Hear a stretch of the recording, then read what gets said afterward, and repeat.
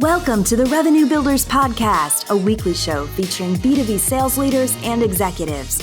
Hosted by five-time CRO John McMahon and Force Management co-founder John Kaplan, the show goes behind the scenes with the people who have been there, done that, and seen the results. If you enjoy our content, please subscribe, rate, and review the show to help us reach more people. Revenue Builders is brought to you by Force Management. We help companies improve sales performance, executing the growth strategy at the point of sale. Find us at forcemanagement.com. Enjoy today's episode. Welcome to another episode of the Revenue Builders Podcast. I'm John Kaplan, and I'm joined by my good friend, five-time CRO, and author of the wildly successful book, The Qualified Sales Leader. Today, our guest is Chris Scanlan, CRO at Human, a cybersecurity company that protects enterprises from bot attacks. Chris Scanlan is a seasoned technology leader specializing in cybersecurity with over 2 decades of experience. Renowned for his transformative approach, he excels in diagnosing business challenges and implementing solutions that elevate performance. He was most recently at ExtraHop as the president and chief revenue officer, leading their sales team with commercial strategy, accelerating growth, and building their brand in the marketplace. As the CEO of Defy Security, he provided strategic direction and operational enhancements and forged crucial partnerships, resulting in significant revenue growth and improved profitability. At Checkpoint Software Technology, serving as president of the Americas, Chris orchestrated a remarkable turnaround, reviving profitability through innovative channel partner programs and strategic alliances. Chris is characterized by his ability to instigate organizational change, cultivate high-performing teams, and devise effective go-to-market strategies. So, Chris, you've got an incredible background. You're a current CRO today at Human Security. You've been a multi-time CRO, numerous board seats, numerous advisor roles. I don't want to say that you've kind of been there, done that, but you've been around. It's not your first rodeo. And when we asked you to come on the podcast, we talked about like, hey, what are some things in all of those lenses that you've had in your career? What are some constants around sales and sales effectiveness that's come up for you? Well, first off, thank you for having me on Revenue Builders. I've been a long time listener, first time caller, I guess you might say. One of those things that always come up, John, and I refer to this, and this might date me, but I remember this old great Saturday Night Live skit. Christopher Walken was on it, and it was the more cowbell. And I always think about more cowbell equaling pipeline, and that there's never enough. So I always have this joke with folks in my organizations, and I show the skit sometimes at SKOs, and I'm like, we need more cowbell. We need more cowbell. And so there's definitely some common themes to it. You're right. When I think about the career, whatever acronym it is, whether it's CRO at one point in time, it was EVP of sales, whatever the term du jour is these days. I always think about it as it all comes back to how do you make the cash register ring and the person that's accountable for that. And it's much more so than just sales. It's so many different facets and functions that are a part of sales. And so I always just kind of come back to it starts with the recruiting. Otherwise, the data doesn't really matter to me. In fact, I recall a story one time that I worked for an individual at a major multi-billion-dollar manufacturer. And we were having a one-on-one, and he said to me shortly after I was hired, he says, "Hey, I noticed you haven't logged into, I don't know if it was Clary or Salesforce or something like that." And the first thing I thought was, wow, you're already checking my logins. Okay, interesting too. I said to him, why does it matter? I don't have the staff to be successful yet. So I probably don't even care what any of those dashboards say, because those are the deals that are well into motion that I have no effect on whatsoever. I'm already thinking well beyond the deals that are already in motion to make sure that I find the ideal candidate profile. So in marketing, we talk so much about ICP. Well, I think about ICP as my ideal candidate profile. And do I have the right people in place by which to execute on that strategy? that then leads to all the wonderful data and metrics that we can then start tracking, and all these wonderful tool sets that we have today, and really start breaking down that revenue and data. So I don't know if you guys hear that, but I just feel like it's really underserved, that folks don't put the level of importance on really looking at the candidate profile for what the strategy and the product market fit is within your company to be successful. And one proof point that I recall, I was at a company. I was moving to Cylance, working for Stu McClure, who was an old board member of mine from my Optiv days. And when I left Optiv, I'd moved over there, and one of the things Stu had mentioned was we're not getting the penetration we once were. And sometimes I liken really hot products that come off the market almost to like weight loss. Like the first 20 pounds are easy to lose. It just comes off so easy and everything's so easy. And then all of a sudden, those last few pounds are hard to lose, which is why there's, Jenny Craig's and Weight Watchers and the like to help you through those tough times. There's really nothing like that in the sales process per se. And so some of the deals just happen so easy when your product is just so Captain Awesome. But eventually, things change, market change, other competitors catch up, and the profile of your seller then changes. And what I realized when I first got to Cylance, we had all these antivirus sellers that were used to just showing up and kind of taking orders, but they weren't used to really providing a solution-oriented, differentiated sell. So I was left with all of these wonderful people that were used to selling an antivirus product that didn't necessarily transcend and carry over to what NGAV looked like, or what is now modern day XDR. It was a completely different set. So you had great sellers that evolved with wonderful enablement, and then you had others that just couldn't make that transition. So I guess long-windedly there to open, I put a tremendous amount of effort, and I place a lot of focus on recruiting. So any sort of turnaround situation or expansion situation, I take stock in the people. And listen, I'm not saying I throw everything out and start new. Couldn't be further from the truth, because the second tent pole that I kind of live by is great enablement, which ties into some of our discussions and how we've come across each other in the past. So recruiting for sure, and retainment of those people has always been one of the levers to success wherever I've been. Yeah, let's deep dive here in this.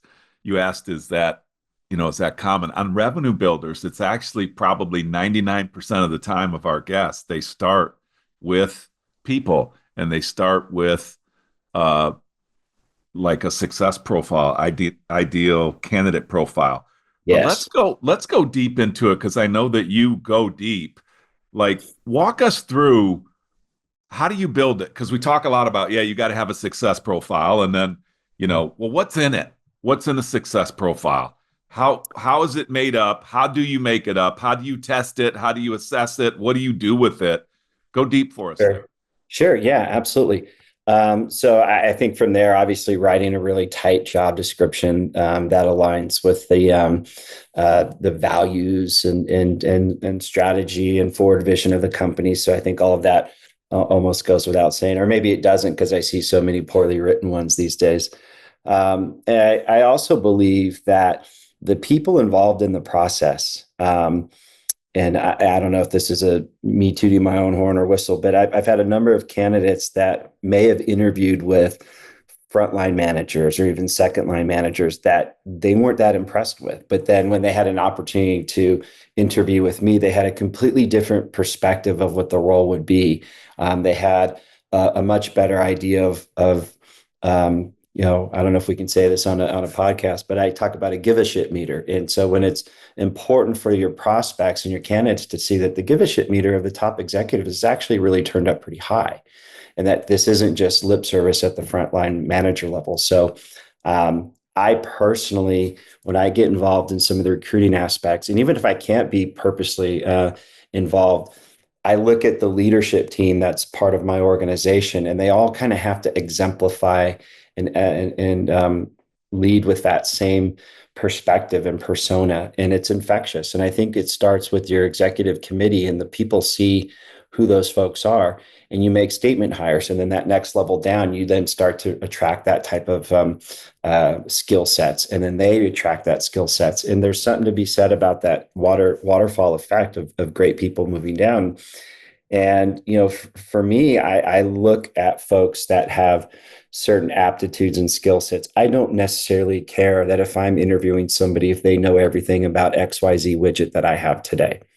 Obviously, I hope they come from an adjacency market that understands cyber or some tech or some security or fraud, right? Not coming from medical products per se, but that I don't need them to know everything about my product. What I need them to be able to do is have those intrinsic qualities that I don't necessarily know I can teach. Like, you have them. You have the drive to want to succeed. You have the drive to want to win. You have the initiative to continue to work hard and not get lazy and apathetic, and work all the different levers and outlets that you have at your disposal to build your business, right? People that aren't waiting for things to happen to them, right? They're waiting to take some of that destiny upon themselves. And especially in sales, as we look to build pipeline, there's a three-legged stool responsibility in that. And that's from marketing and corporate marketing and providing you air cover. And that air cover then provides an ability for your partners to be successful. And then thirdly, your sellers, and you each have a third responsibility of that pipeline generation. And so when I think about, as an individual contributor, that I look at hiring, I ask myself, does this person have the ability to probably be involved directly in generating at least a third of their business? Or are they just sitting back waiting to take some orders? Great one. And then obviously there's some personality traits and culture fits, and you assess those things and you suss those things out. But I believe undoubtedly 1,000% that my next layer of management, and then I look at that next layer of management, and then I start to develop this comfort level that whatever the ICs are that we're bringing into the organization are all going to have some of those traits, because it's inherent all the way up to the C-suite. I always think about the characteristics too, Chris, where you said, I'm looking for the things that I can't give them. Those are the things that they're basically born with, or they developed over a certain period of time. I used to have this saying that if their parents couldn't change them by the time they're 22, you can't change them. So they're either born with some of that stuff, or they've developed it by the time they get out of college. And if they haven't, you're not going to be able to give it to them. Even though they're really nice people and you love them and you like to spend a week in a boat with them, it doesn't mean that they're actually going to be able to do the job. Yeah, 1,000%. And how many times have we had this conversation where your best seller feels as if, well, I want to be the senior director of sales. And you have to have that tough conversation to say, you're a great salesperson, but you're a terrible manager. And every great salesperson at some point probably thinks they should be managing because it's easier to do or something like that. But they quickly realize that it's not. And it is a unique skill set that's why I look at the positions and I look at the profiles of what I need from those people in those positions. And guys, if we look at again, I refer to the ideal candidate profile of today, it's so different than where it was, 10 years ago. I think there was a level of complacency and the spends in our industry in particular were so high that people were just buying things for the sake of buying things. And so some of the selling process was a little bit easier. You ask any seller today, they'll tell you it takes twice as long to get an order out of purchasing. It takes 5 more sets of eyes. The approval thresholds for some reason have dropped from like 10 million to 5 million. It's just harder to get a deal done. And it isn't so much that it's become harder for us as sellers. I think it's become harder for our customers to figure out how to get a deal done within their own organization. And it's incumbent upon us as sellers to make that process easier for them. And if you start inundating them with so much disparate collateral to all these different, they become paralyzed to a no decision. So when I think about the modern day candidate profile that I look for, it's like I need people that can figure out how to make things easier and more simple for our prospects to understand what we do, and then give them the tool sets for them inside their own company to figure out how to go get that deal done. Because I'm finding more and more our customer base doesn't know how to get a deal done these days inside their own company. A great majority of the time.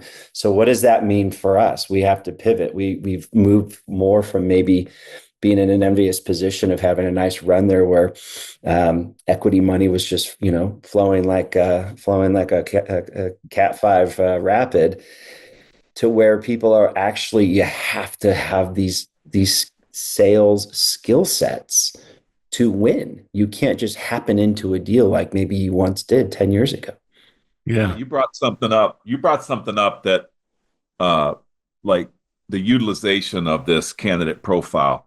I want to stay where we are in the kind of like sourcing and interviewing, and then talk about, the next step was like when somebody says, well, I want that next job, and I think I should get that next job. And if you don't have that candidate profile, now goes forward and becomes the placeholder for what great looks like for the job. And therefore you can give people feedback. I remember going to Boise State and moving from inside linebacker to outside linebacker. And basically when they showed me the film and they showed me John Rady, who played 15 years. I was behind John Rady at Boise State.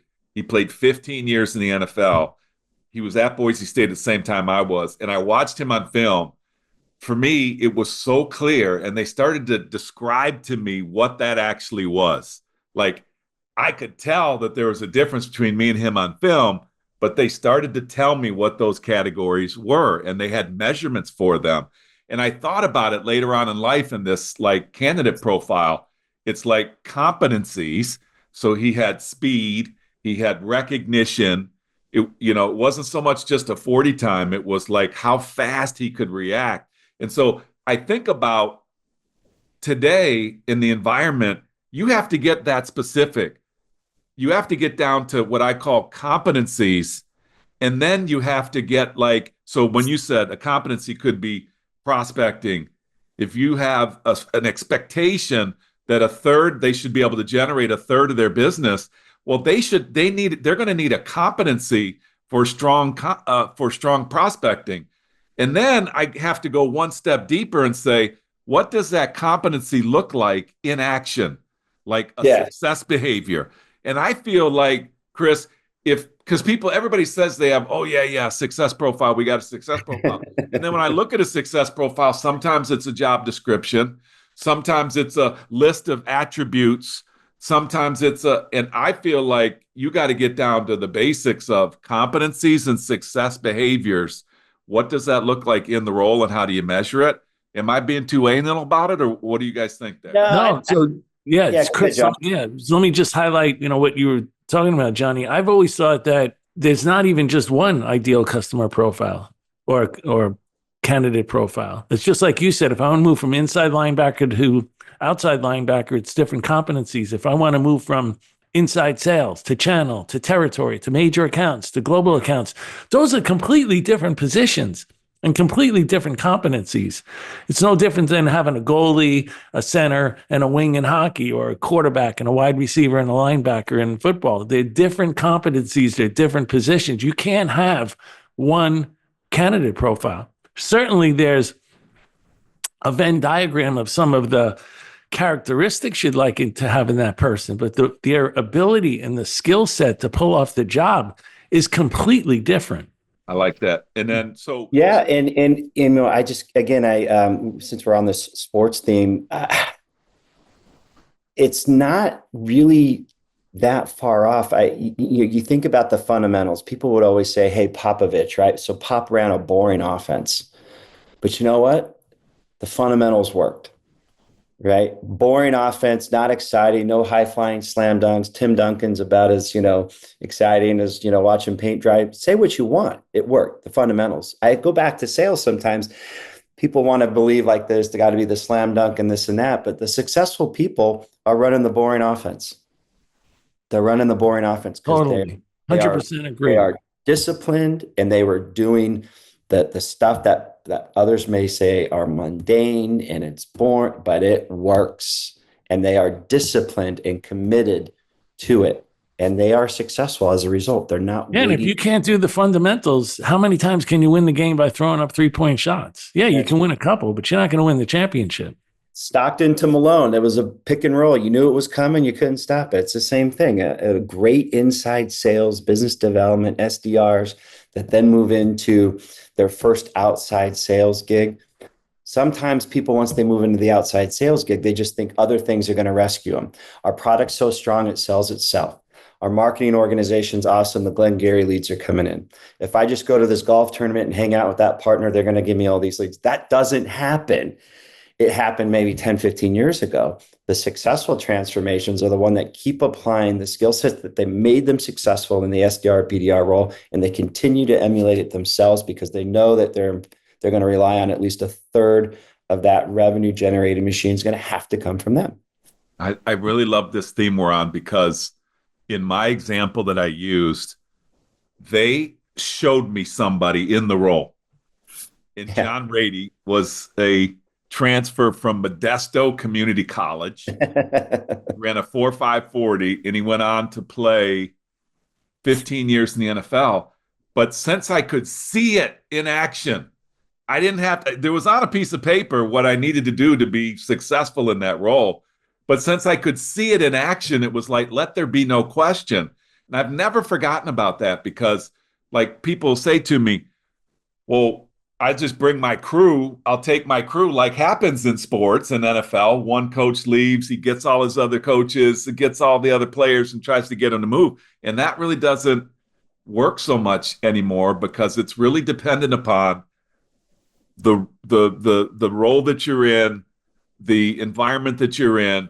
Can that person be successful in this job? So the first thing for me, when I ask how they put together a candidate profile, if they haven't done it thinking about somebody who's like already been successful in the job in that company and taken like the John Rady and breaking down why John Rady is so successful in this offense or defense or what have you, I find that sometimes it's just people that are cutting and pasting. They're like, well, this is what it was in my last company, and this is the success profile that we're going to use here. What do you guys think about that? Like, you gotta map it to somebody.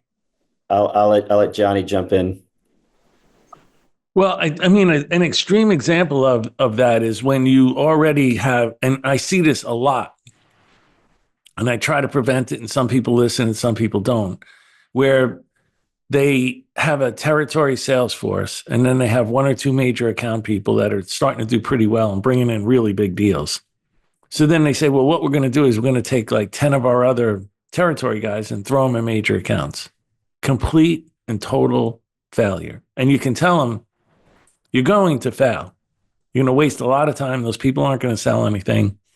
And maybe one or two might step up. But at the end of the day, all 10 are not. You're going to have a giant expense. And 6 months from now, you're going to have a really shitty board meeting. And that's what happens. Because they literally think, they just overlook the fact that you're changing positions and you're hoping against hope that these people can pick up the skill set that's required to call on these major accounts versus just the territory.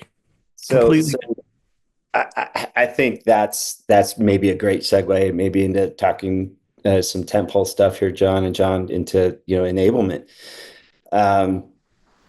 I worked at a company. Again, we'll leave we'll protect the innocent.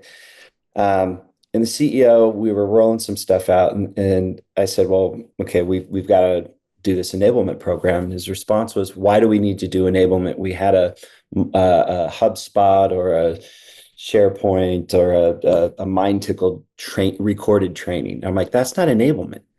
and he's like, "Well, why do we need to train them? They're salespeople. They're just supposed to know how to sell." And I was blown away by that comment. And I said, and I looked at him, I said, "Sir, respectfully, you are used to having some product that kind of sold itself. You don't have that luxury anymore. You have to sell differently." The competitive nature of what was once so differentiated, those lines have just become blurred lines, and everybody's features and functionalities kind of cross over. You think you're partners one day and your frenemies the next day. You don't know. That's just how fast the tech is moving within our space. If you've gone through the painstaking efforts of putting thoughtful, ideal candidate profiles in place, proper job descriptions, a good interviewing process, and you onboard the right people for all the right reasons, You now have to do something with those people to activate them. And he felt like, well, they're all going to be wonderful. And I said, there's only one Michael Jordan. You're not going to have 5 Michael Jordans on the court. Everyone had a role and they played in the supporting cast to make it a great team. You're not going to go be able to hire 70 of those top people. It just isn't reality. So what are you going to do with your B players to make them better? What are you going to do with some of your below par people to make them better? When you think about the skill will matrix and all that good stuff, how are you going to move them from one side of that square to the other side of the square? We have to provide them that. And if we've made this investment in the people, we've also know we've made given them the aptitude to be able to absorb this type of training and make them better. Because we agree our products aren't going to just continue to sell themselves like maybe in the old days. We need professional grade enablement, and it's continuing education. And here's a small plug for Force Management. I came across them many, many years ago, and I've used them in 3 companies now. And without question, it has been a difference maker for me in my sales process. I see deals become, the sales cycles shorten, the value and the size of the deals increase. My margins improve because there's less pricing discussions, because now they've bought into the bigger picture of what the overall solution value brings to them, instead of just thinking about, well, how much is this piece of the proposal and how much is that piece of the proposal? There's so many benefits to it. And as I tell my salespeople in any kickoff that I do as we go forth and activate some sort of enablement mission like this, and I very delicately try to make sure I don't use the word training, because it's so much more than that. And I let my sellers know this. And I just went through this a few weeks ago, and I said, guys, listen, the bottom line is this. You all need to be students of the game, much like I am. We don't know everything, and we need to continue to evolve as the market evolves. And the way in which people buy things will continue to evolve. And we have to figure out how to market to them and how to sell to them very differently than we did 5, 6, 7 years ago. Yeah. And ultimately, I say, this isn't something that I'm doing to you for the next 3 days. This is something I'm doing for you. I am giving you a graduate level degree that's worth $50,000 of education. And I am confident you will remain with my organization, and I will preserve the investment I've made and reap benefits from that investment I've made in you to further advance the success of this company. Because you're not going to just take this training and leave, because I've already done a great job of ascertaining whether or not you're the right candidate profile for me. So as it's a buildup to all the right things, because some people they'll devalue enablement. I mean, how many times when times get tough out there, do you get a CEO or a CFO that says, we're going to cut enablement? That's the first thing they think about. Because some of them just think it's rainbows and unicorns, and it's this touchy-feely kind of thing. And even if they approve it in the budget, are they really bought in? And in every instance, as I've gotten this approved, I have sat with my fellow C-suiters and I have said, I am not doing this unless each and every one of you goes through this training and you buy in 100%. Otherwise, it's a waste of our time. Because everyone down to the individual contributor is going to look all the way up. And this needs to be a common language that we emulate and show from the C-suite across all departments within our company. This isn't just a sales thing. It rang true, certainly, with you, Chris, in everything that you've done, and the alignment and the buy-in. And you never let sales get on an island. Johnny, I think about you, like when I first went to PTC, my gosh, I think it's got to be 30 years ago. Legendary PTC. Yeah, it was legendary. One of the reasons. Telling you, man, I see resumes with PTC in it, and I want to talk to them. I'm not kidding. Yeah. Well, one of the reasons was, and Johnny, I'm not sure I ever asked you this, but like you committed to developing the organization. If I'm not mistaken, I think it was every quarter. Like every quarter, yeah. Blade Logic. How did you do that? You were bringing us together. It was expensive. How did you do it? Well, even I remember just even at Blade Logic when I first went in there and had a conversation with Dave about training people and told them what it was going to cost, and it wasn't costing anything near. Slammed his fist on the table and said, "No, we're not paying that kind of money." And I said, all right, well, then you might want to get yourself a new CRO because I'm leaving. And, we went and talked about it unemotionally. He bought into it. We did the training. Productivity started going up. And, he bought in forever, ever since then.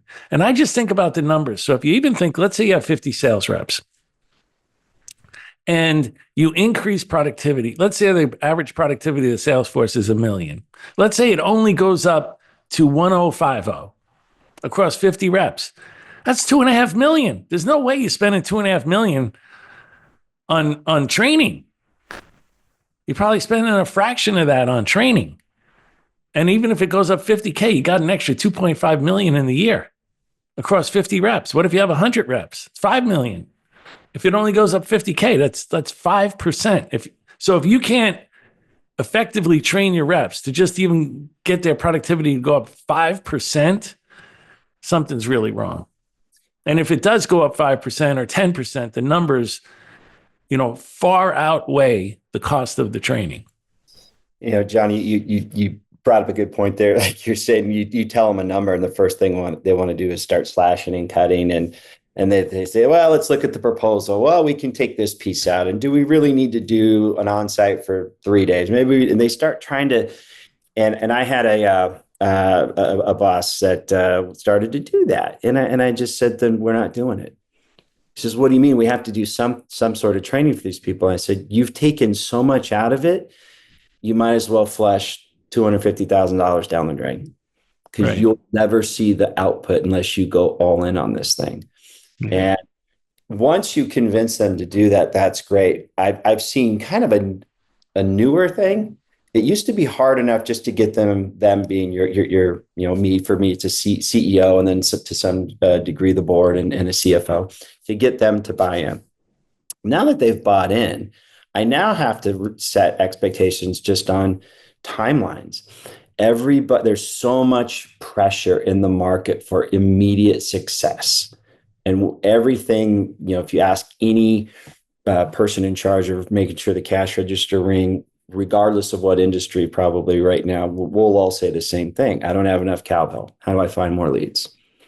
And how do I get more opportunities to give to my sellers? So Chris, once I've made all this investment that you've talked about, and your people can just close everything and they're wonderful sellers, I have to give them something to actually go sell and close. So generating those opportunities has also become a challenge. And so my superiors will often just have this unrealistic expectation of timelines in order to achieve. Hey, Chris, we just had kickoff. We just did this awesome training. You convinced me to spend $500,000. It's been 6 weeks. Where are the results? And you're just like going, wait a minute. We have a 9-month sales cycle. Exactly. And I'm like, wait, don't you remember what our average sales cycle is? You agreed it was like 6 to 9 months, but yet your expectation post all this wonderful continuing education is going to be 2. So you have to get them to understand that what you're developing is this flywheel mechanism. And so the metaphor that I tend to give them as being athletic, I said, it's like when you first start riding the bike or the mountain bike, or you're out of saddle, right? You're in high gear, you're out of saddle, you're standing up, and you're going really slow. Once the flywheel starts, you're back in saddle, you're in a lower gear, and everything's fine.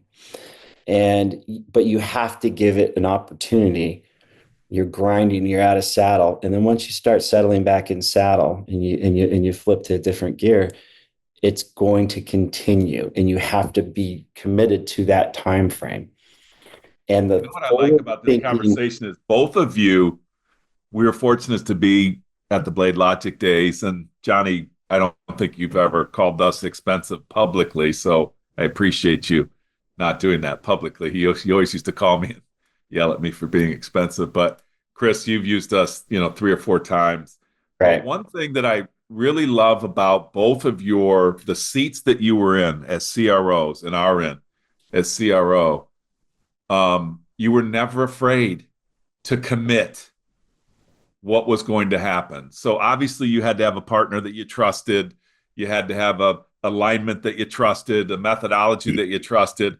But I think what a lot of people forget and they ask for stuff, but this is a quid pro quo society we live in.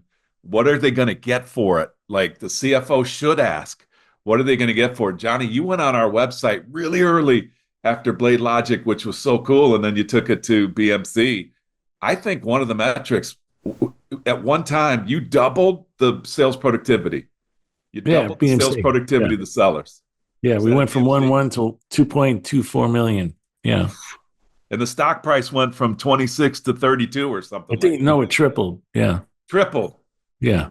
So the point is, you got to be willing to stand for something. It's not like, we're gonna invest, but it's like anything else in life. What's the return, Chris? Well, the biggest metric ever, and you have to convince the CEO that this is true, is that the biggest metric that he or she should be paying attention to is the average productivity per rep. Yes. When that goes up, everything on the financial statement, unless something else crazy has happened, almost everything on the financial statement is going to look positive. When the average productivity per rep drops in a quarter, you can almost guarantee that almost everything on the financial statement is going to look pretty bad, and you're going to have a pretty shitty board meeting. I couldn't agree more. The whole company, whether it's recruiting, training, development, new products, new enhancements, marketing, leads, should all be focused on how is this affecting the average productivity per rep. It's the number one metric. 1,000%, because all the other ones cascade from there. It's the output. It's like machines. So let's say we were the general manager of a plant that makes widgets, and we have 10 machines. And then I go to you as the general manager and say, okay, you got to pump out 100 widgets per machine. And you do that. And now I say, okay, you got to go pump out 120 widgets per machine. You're going to say, well, how am I going to do that? First of all, it's going to take me a while to hook it up, the electrical and the plumbing. That's the ramp time. And now I have to get it productive, right? That's the ramp time. And now I produce 100. Now how am I going to produce 120? How am I going to make that machine more efficient? And it's the only way I'm going to pump out more widgets. And then there's a certain maximum to how much each machine is going to be able to pump out, and I need more machines. It wouldn't be any different if we were pumping out widgets in a plastic factory with machines. It's the same exact concept, and you got to get your CEO and financial person to buy in that that's almost exactly what it is. And I don't mean to be harsh and say that people are machines. It's not that. It's the concept of math. That's it. And you got to deliver the math. If you make the investment, you got to pump out the widgets. Yeah. Right. Yeah.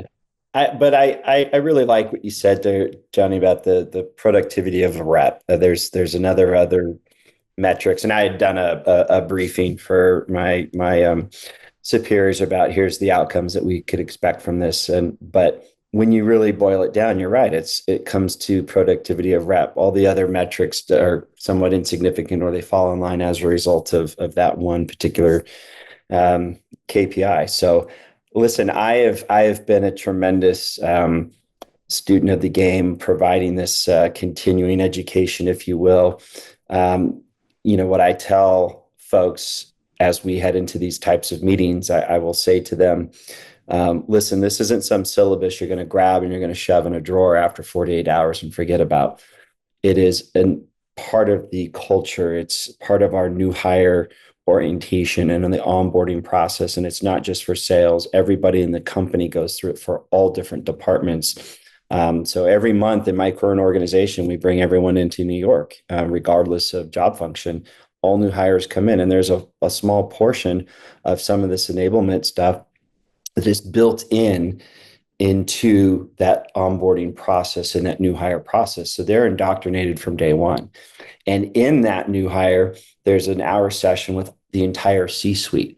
So people see very early on that the give a shit meter is turned up very high all the way from the top. So that this isn't just some cute little syllabus that was part of my handout when I started. And so I've used it in organizations that have a couple hundred people, and I've ran it, as you know, in an organization where we had 5,000 people, and 5 billion in revenue. It is as small as a $50 million ARR company. And when I sit on boards and sometimes advise, it can be a sobering conversation for that young entrepreneurial founder, technology CEO that will say, Chris, I think I need to hire a VP of sales. And I'll say, great. Why do you think so? Well, we have a few sellers now, and, we need this. And I'm like, okay, great. What kind of tools are you going to surround this person with to be successful? Well, what do you mean? They're going to be head of sales and they got to drive sales. I'm like, okay, so what's your marketing program? What's your channel strategy? What is your ideal candidate profile? What are you going to do with the compensation plan to do this, this? And you start asking all these other questions that is the supporting cast. And they've given no thought to that because they just think, well, no, I just need a VP of sales. We're going to hire that. That person. Or they say we're hiring a VP of sales to do all those things as well. Right. And then they'll say, can you tap into your network and send me some referrals? And I'll politely say, no one from my network would I ever refer to that job, because it's a dead end. They'll never be successful, and you'll want to fire them in 6 months because you're not going to be realistic about it. And so sometimes these conversations are very sobering. It goes back to just those general expectations. But when it works right, and when you're given the investment and you're given the time to see that investment to start to produce, as Johnny mentioned, it's a tremendous help. Yeah, one of the things I want to go back and touch on is a lot after you do the training, instead of it, like you said, Chris, maybe people just stick it in the syllabus that you stick in the drawer. I think you said those words. It's up to the CRO and the leaders to instill discipline around that training. So, for instance, when you take, command of the plan and you have certain value drivers, all that I did in a forecast session is I had one column that just had, you had to put 2 little letters as to what the value driver was. So when somebody gets up and they're going to forecast ABC deal, first question is, what's the value driver? That's right. You can't answer the question? Take it off the forecast. And now they really quickly learn, okay, I got to understand these value drivers. I have to speak this language. It just starts to trickle down. So my message out there to sales leaders is you can instill discipline with something just as small as just asking the question consistently. That's all you really have to do. It's not like you have to break out a whip. You don't have to have these extreme processes put in place. It could be just simple as something as putting a column in a spreadsheet when they're going to do a forecast call and ask the question. If they can't answer the question, now you instill some discipline. Take it off. I'm going to go. You can't talk about it in our language that we've just been trained on. I don't want to hear about it. Take it off. They'll put it back on. They'll find a way. Because you only have to do that a couple times, and then all of a sudden everyone gets the message. I'm going to go a little old school, and I'm going to hold this up. I travel with this. I don't know if it's laminated. The picture's coming in and out with my background, but it's essentially my client engagement process and my value drivers for the company. And I laminate it, and it comes with me everywhere I go. I carry 2 laminates. I carry this one, and the other one has all my numbers, all the goals, all the stuff, and I carry those with me. That's it. And I constantly, wherever I go, I talk about the value drivers of the business and what the client engagement process looks like. And we've, changed a lot of the look and feel within Salesforce to mirror this exact thing, so that when you talk about that common language, there's some speed bumps that we put in place through the selling process that force folks to kind of revisit these techniques. They don't have a choice. And then I think on the back, so that's on the front end, and on the back end, when people they are successful using the new training, whatever you train them in, whatever the skill set is. It could be something as big as command of the message, like from force management. It could be any other thing that you train them on. Now you have to instill some discipline on the front end. But when people start winning, you have to reward them in front of everyone else and say, look, Chris did the training on force management. He did the command of the message. He did this deal. Our average deal size is 100,000. He did this $1 million deal. Chris, get up and tell everyone about it. And then you find a way to reward Chris with some sort of spiff or stock or cash, something. And then everyone starts to get the message. Okay, I got it. There's discipline on the front end. I'm rewarded on the back end. I'm going to buy into this thing or I'm going to leave. Fine. And I think what's the right word? I think of good stewards in the business. The hardest job, in my opinion, are those frontline sales managers because they bear the brunt of it all. And I think one of the hardest things to do, and this is kind of like step 2 or step 3 of a great engagement process or a framework. And we've mentioned, force a little bit here. But I spend a lot of time with the frontline sales managers so that they understand how to coach their people properly. And so many frontline managers don't know how to do that. And so I spend a lot of time, particularly with those frontline sales managers. And that's where I found where this is going to work. It's going to kind of, live and die at that frontline sales manager level. And if I don't have that part working, everything else is going to fall apart for me. I love the 2 examples that you guys just gave. First of all, Johnny, yours is, I'll go back to that analogy of being at Boise State and sitting in that chair 2,000 miles away from home, wondering what the hell did I get myself into? But yet when they showed me what success looked like on film, and then they recognized it, that's why this dude is playing. That's why this guy's going to dress next week and he's going to travel to Northern Arizona or whatever. Like, setting out the expectation of the behavior, pointing out the behavior in action, and then rewarding the behavior. It was crystal clear to everybody in the room. If you want to play, that's the things you got to do. And it was simple for me. I remember simple things like, even if I don't know what I'm doing, and I didn't know what I was doing, even if I didn't know what I was doing, if I hustled, because the eye in the sky doesn't lie, and I hustle, that's going to get rewarded. And I lettered as a freshman. I traveled, which was, they were a national champ, Division I AA national champions. And they made it very clear what the expectation was for success. And I tried to mimic it, not perfectly, but I tried to mimic it. So I love what you said, Johnny, about tying it to, I think great leaders go back and they remind people, like, this is why one of my favorite things on YouTube, you can go and look at this. You can go and look at this thing with at Bill Parcells. The Buffalo Bills and the Giants are playing in a Super Bowl, and Parcells leaves the front of the field as the head coach, and he goes to the offensive lineman, and it's only like an 8-second clip, but I love it. He sits down with them and he goes, "This is why you lift all those weights." Like they were getting dominated up in the front, like they weren't getting the run game going. And he's actually in their face reminding them the work that they put in, and that if they just follow the work that they put in, and they went out and came out and they created like 200 or 300 yards of rushing offense in the second half and blew them away. And it was just that coach was reminding them, this is why we're doing what we're doing. So I loved that that connection there.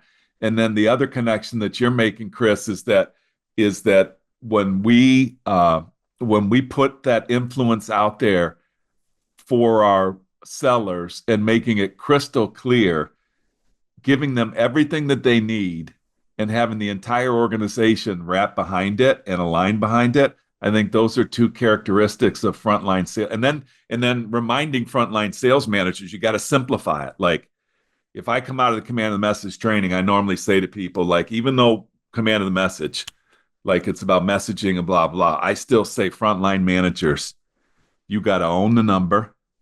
You got to accurately predict the number and get your people to predict and accurately predict their number. You got to attract and retain top talent. And you have to be a voracious qualifier in everything that you do.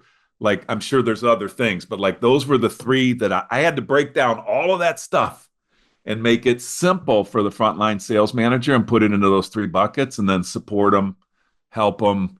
As a CRO, you have to help them recruit.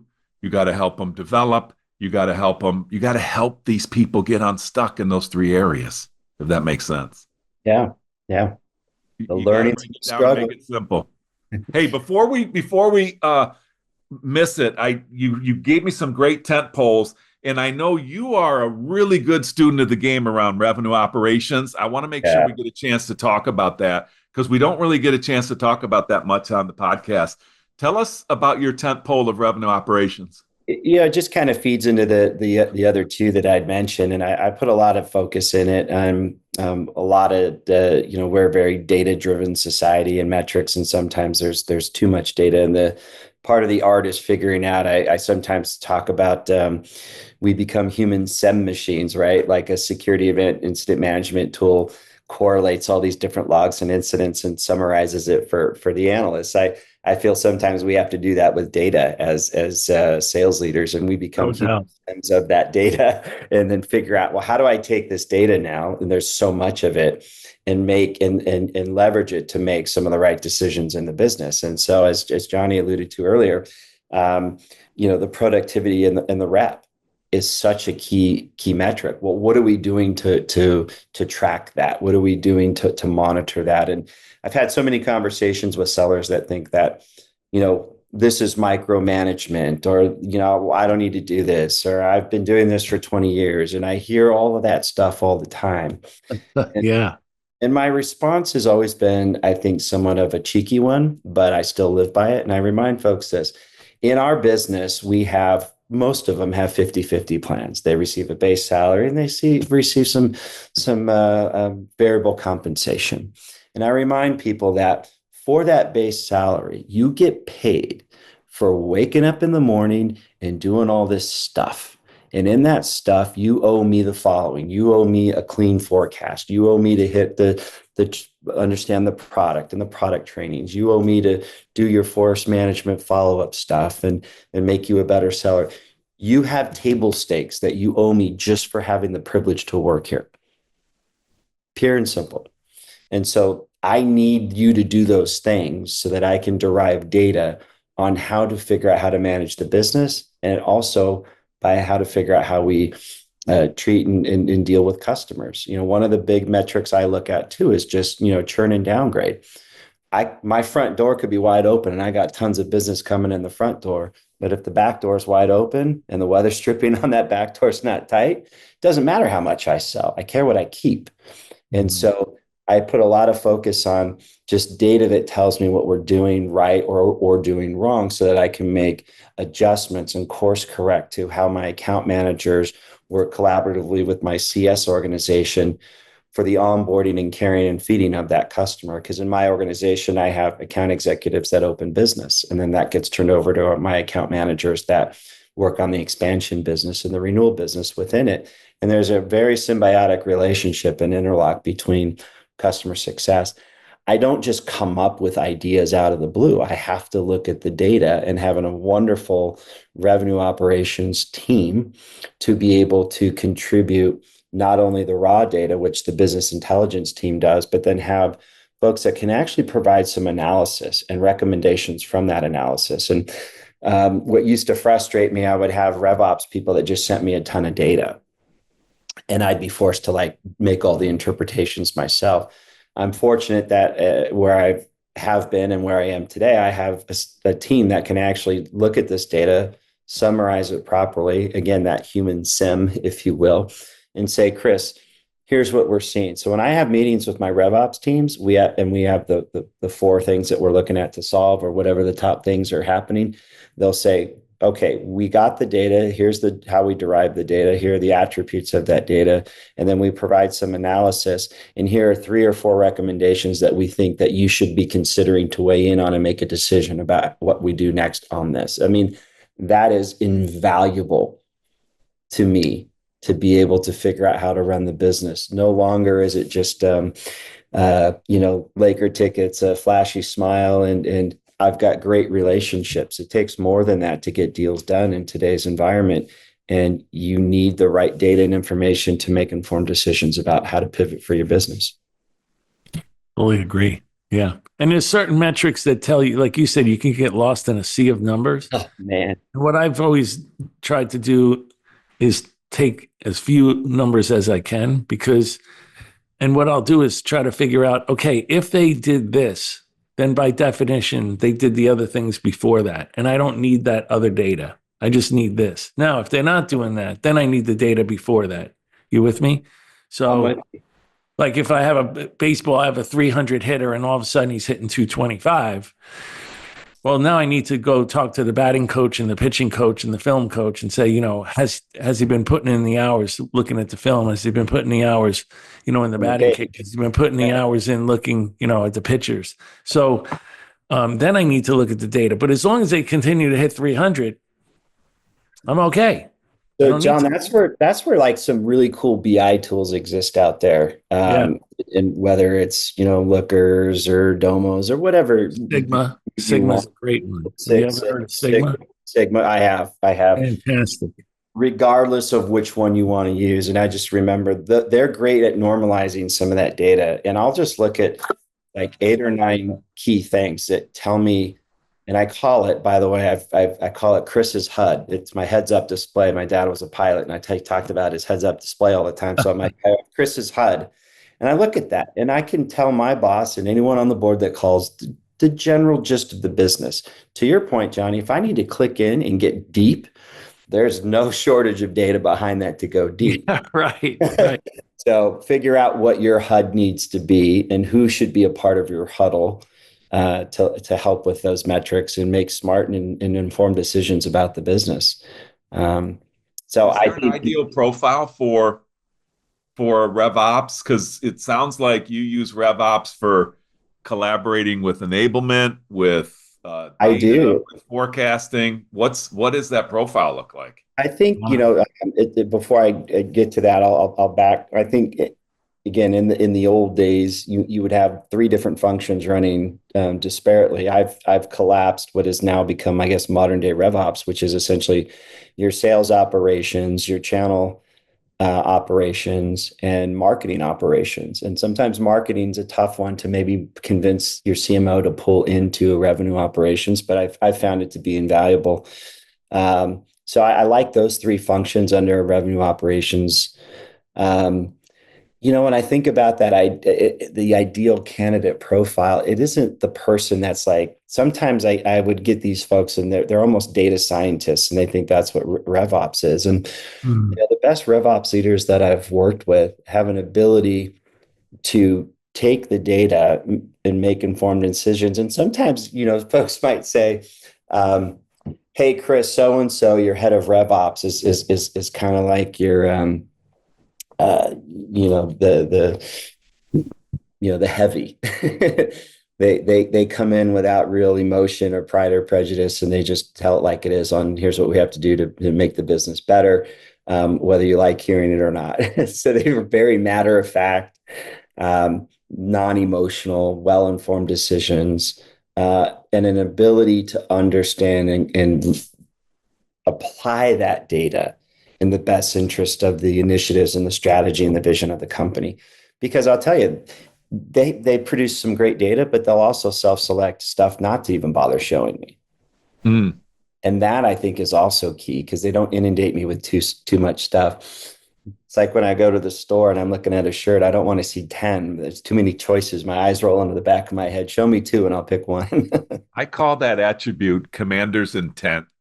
And I find that people in those roles that understand a commander's intent and then provide insights, they're not providing insights to prove that they're doing their job. They're providing insights to help the commander with the intent. And I just love it. It's something that we've used. Dave Davies at Force Management brought that in. And I've really learned to really love that principle, and we call it a foundational attribute. What it means is they have the ability to understand the environment and the intent behind the ask, and then do their function appropriately. I just wrote that down. That's going into my lexicon of words. That'll live right up there with the learnings and the struggle. You got it. You got it. No, but I like that, Johnny. I like the fact that you used the word insights, and I think the really good ones can provide the data like Chris said, but they're also, they're almost like they're on the ship, the front end of the ship, and they see the clouds are starting to darken a little bit. Even though they're looking at the instrument panel on the ship, they're saying, well, wait a second, I can see out front, clouds are starting to darken, wind's starting to pick up, birds are starting to fly the other direction. Here's a different insight based upon than what just the instrumentation is saying. And we need to go that way.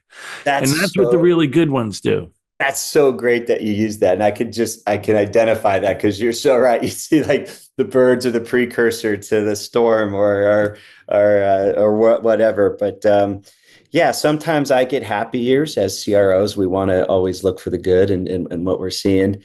And I just remember 2 quarters ago, I was getting really happy ears about a particular thing. And my head of Rev Ops said, don't let that good news mask what the true soft underbelly of the problem is. And he says, the number was there. And yeah, they were 140% of plan or whatever. He says, but Chris, that came from, 4 deals across 2 people.